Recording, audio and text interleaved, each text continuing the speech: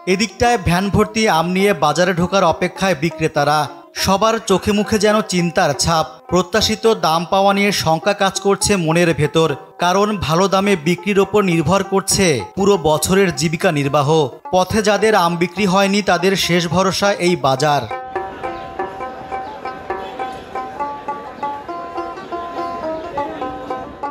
বাজারে প্রবেশ করতেই আমার ভেতর অন্যরকম এক ভালো লাগা শুরু হয়ে গেল।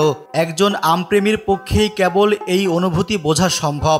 যেদিকে তাকাই শুধু আম আর আম, এ যেন আমের রাজ্য। ক্রেতা বিক্রেতার দর কষাকষিতে মুখরিত চারপাশ। সত্যি বলতে এই অভিজ্ঞতাটা আমার জন্য নতুন। 1900 টাকা বেচবেন? না জি ভাই। কত বেচবেন?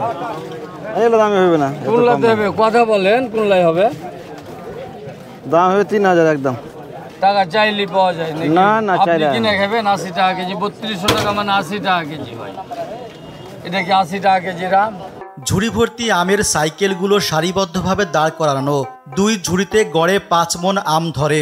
সাইকেলে আম বহনকারীরা মূলত ব্যবসায়ী নন। আম বাজারে পৌঁছে দিয়ে প্রতিদিন 400 থেকে 500 টাকা উপার্জন করেন।